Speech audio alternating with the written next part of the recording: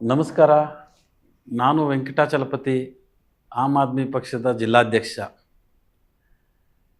ಕಳೆದ ಒಂದು 2-3 ವಾರಗಳಿಂದ ಮಾಲೂರಿನಲ್ಲಿ ಆಗ್ತಾ ಇರುವಂಥ ವಿವಾದಗಳು, ಜಮೀನಿನ ವಿವಾದಗಳು, ಅದರಲ್ಲೂ ಸರ್ಕಾರಿ ಭೂಮಿಗಳನ್ನು ಯಾವ್ಯಾವ ರೀತಿ ಗುಳುಂ ಮಾಡಿದ್ದಾರೆ, ಗುಳುಂ ಮಾಡ್ತಾ ಇದ್ದಾರೆ, ಆ ಗುಳುಂ ಮಾಡಿರೋರಿಗೆ ರಕ್ಷಣೆಯಾಗಿ ಈ ಜಿಲ್ಲಾಡಳಿತ ನಿಂತಿದೆ ಅಂತ ಹೇಳೋಕ್ಕೆ ಇಷ್ಟಪಡ್ತಾ ಇದ್ದೀನಿ. ಹೇಗೆ ಅಂತ ನೀವು ಕೇಳೋದಾದರೆ, ಒಂದು 2-3 ವಾರದ ಹಿಂದೆ ವಿಜಯ್ ಕುಮಾರ್ ಅನ್ನುವಂಥ ಒಬ್ಬ ಸರ್ಕಾರಿ ನೌಕರ ವಿಡಿಯೋ ಹೇಳಿಕೆ ಮುಖಾಂತರ ಮಾಧ್ಯಮಗಳ ಮುಂದೆ ಬಂದು, ಇದರಲ್ಲಿ ನನ್ನದೇನೂ ತಪ್ಪಿಲ್ಲ, ನಾನು ಮಾನ್ಯ ತಹಸೀಲ್ದಾರರವರು ಆಜ್ಞೆಯನ್ನು ಪಾಲಿಸಿದ್ದೀನಿ ಅಷ್ಟೇ ಅಂತ ಹೇಳಿಕೆ ಕೊಟ್ಟಿದ್ದಾರೆ. ಸಂತೋಷ. ಈ ಹೇಳಿಕೆ ಯಾರಿಗೆ ಸಂತೋಷ ಅಂತ ಗೊತ್ತಾಗ್ತಾ ಇಲ್ಲ. ಅಂದರೆ ಭೂಮಿ ಒಡೆದಿರೋದು ನಿಜ, ಅದಕ್ಕೆ ತಾವೆಲ್ಲ ಸಹಕಾರ ಮಾಡಿರೋದು ನಿಜ, ಅದನ್ನು ಸರ್ಕಾರನೂ ಸಹ ಒಪ್ಕೊಂಡಿದೆ ಅಂತಲೇ ಹೇಳಬೇಕಾಗುತ್ತೆ ಇವತ್ತು. ಯಾಕೆ ಅಂತಂದರೆ, ಒಬ್ಬ ನೌಕರ ತನ್ನ ವ್ಯಾಪ್ತಿಯನ್ನು ಮೀರಿ, KCSR ರೂಲನ್ನು ಮೀರಿ ನೇರವಾಗಿ ಮಾಧ್ಯಮಗಳ ಮುಂದೆ ಬಂದು ಒಬ್ಬ ತಹಸೀಲ್ದಾರರ ಮೇಲೆ ಮ್ಯಾಜಿಸ್ಟ್ರೇಟ್, ಅವರು ಎಕ್ಸಿಕ್ಯೂಟಿವ್ ಮ್ಯಾಜಿಸ್ಟ್ರೇಟು, ಅವ್ರ ಮೇಲೆ ಆರೋಪ ಮಾಡ್ತಾರೆ. ಆ ಆರೋಪ ನಿಜ ಸುಳ್ಳು ಬದಿಗಿಡೋಣ, ಇವರಿಗೆ ಯಾವ ರೀತಿ ರೈಟ್ಸನ್ನು ಜಿಲ್ಲಾಡಳಿತ ಕೊಟ್ಟಿದೆ. ಒಂದು ವೇಳೆ ಜಿಲ್ಲಾಡಳಿತ ಅವ್ರು ಮಾತಾಡೋಕ್ಕೆ ಅವಕಾಶ ಕೊಟ್ಟಿಲ್ಲ ಅನ್ನೋದಾದರೆ, ಅವ್ರ ಮೇಲೆ ಇದುವರೆಗೂ ಯಾವುದೇ ಕ್ರಮ ತಗೊಂಡಿಲ್ಲ. ನಾವೆಲ್ಲ ನಿರೀಕ್ಷೆ ಮಾಡಿದ್ವಿ. GR ಆರ್ಥೋಪೆಡಿಕ್ಸ್, ಕೋಲಾರ್ ಮೂಳೆ ಚಿಕಿತ್ಸಾ ಕೇಂದ್ರ. ಅತ್ಯಾಧುನಿಕ ತಂತ್ರಜ್ಞಾನ ಬಳಸಿ ಎಲ್ಲ ಮೂಳೆ ಸಂಬಂಧಿ ಸಮಸ್ಯೆಗಳಿಗೆ ಪರಿಹಾರ. ಜಾಯಿಂಟ್ ರಿಪ್ಲೇಸ್ಮೆಂಟ್, ಸ್ಪೋರ್ಟ್ಸ್ ಸಂಬಂಧಿ ಸಮಸ್ಯೆಗಳು, ಮೂಳೆ ಮುರಿತ, ಸ್ಪೈನ್ ಶಸ್ತ್ರಚಿಕಿತ್ಸೆಗಾಗಿ ನುರಿತ ಮೂಳೆ ತಜ್ಞರನ್ನು ಸಂಪರ್ಕಿಸಲು 7022532255ಕ್ಕೆ ಇಂದೇ ಕರೆ ಮಾಡಿ. 1-2 ದಿನದಲ್ಲಿ ಇವರು ಸಸ್ಪೆಂಡ್ ಆಗ್ತಾರೆ. ತನ್ನ ಸೇವಾ ನಿಯಮಗಳನ್ನು ಮೀರಿ ಮಾಧ್ಯಮಗಳಲ್ಲಿ ಬಂದು ಹೇಳಿಕೆಯನ್ನು ಕೊಟ್ಟಿದ್ದಾರೆ. ಅದು 2 ಬಾರಿ ಕೊಟ್ಟಿದ್ದಾರೆ. ಯಾಕೆ ಸುಮ್ಮನಿದ್ದಾರೆ? ತಹಸೀಲ್ದಾರರೇ, ನಿಮ್ಮನ್ನು ಯಾರು ಸುಮ್ಮನಿರಿಸಿದ್ದಾರೆ? ದಯವಿಟ್ಟು ಅದನ್ನಾದರೂ ಹೇಳಿ. ಆಮೇಲೆ ಈ ಜಿಲ್ಲಾಧಿಕಾರಿಗಳು ಏನು ಮಾಡ್ತಾ ಇದ್ದಾರೆ?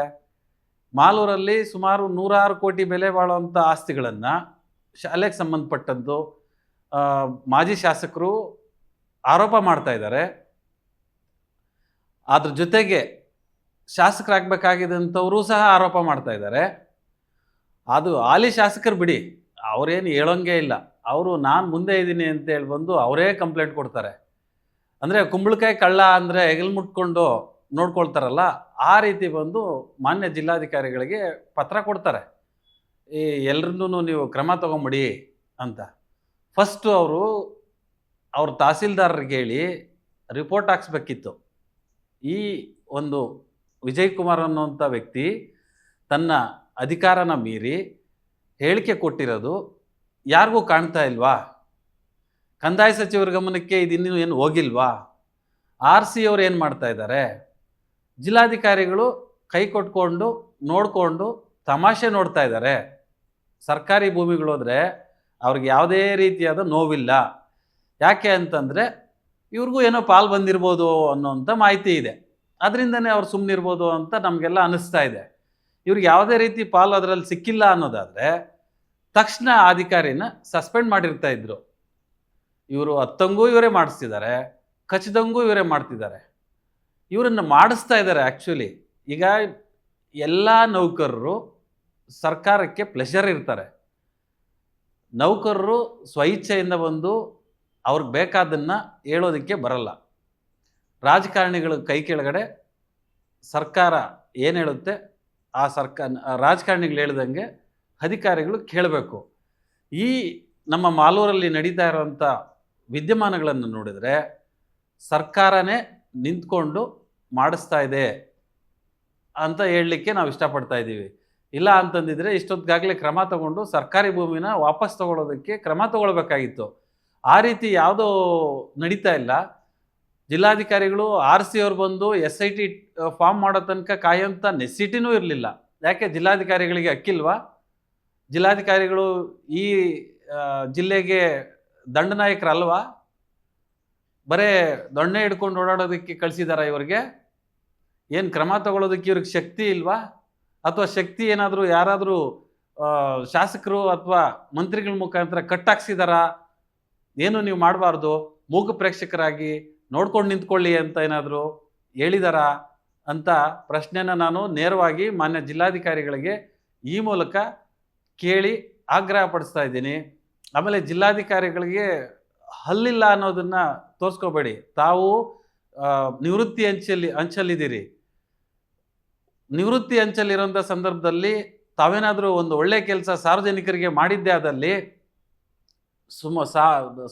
ಸಾರ್ವಜನಿಕರು ತಮ್ಮನ್ನು ಉನ್ನತ ಮಟ್ಟದಲ್ಲಿ ಇಟ್ಕೊಂಡಿರ್ತಾರೆ. ಯಾವುದೇ ಕಾರಣಕ್ಕೂ ಈ ರೀತಿ ನೀವು ತಮ್ಮ ಅಧಿಕಾರದಿಂದ ವಂಚಿತರಾಗಬೇಡಿ.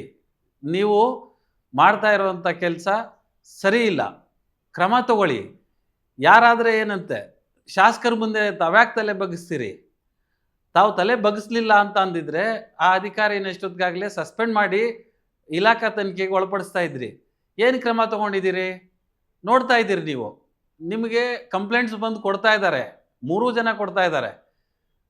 ಹಾಲಿ ಶಾಸಕರು ಕೊಡ್ತಾರೆ, ಮಾಜಿ ಶಾಸಕರು ಕೊಡ್ತಾರೆ, ಉಡಿ ವಿಜಯ್ ಕುಮಾರ್ JDS ಪಕ್ಷದವ್ರು ಕೊಡ್ತಾರೆ. ಎಲ್ಲನೂ ನೋಡಿಕೊಂಡು ಕೈ ಕೊಟ್ಕೊಂಡು ತಮಾಷೆ ನೋಡ್ತಾ ಇದ್ದೀರಿ ಅಂತ ಹೇಳೋಕ್ಕೆ ಇಷ್ಟಪಡ್ತಾ ಇದ್ದೀನಿ.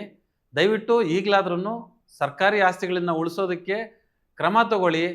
ಯಾರೇ ಆಗಿರಲಿ, ಶಾಸಕರಾಗಿರಲಿ ಅಥವಾ ಮಾಜಿ ಆಗಿರಲಿ, ಹಿಂದೆ ಮುಂದೆ ನೋಡದೆ ಕ್ರಮ ತಗೊಂಡು ಸಾರ್ವಜನಿಕ ಆಸ್ತಿನ ಉಳಿಸೋಕ್ಕೆ ಪ್ರಯತ್ನ ಪಡಿ. ನಮಸ್ತೆ ಸರ್.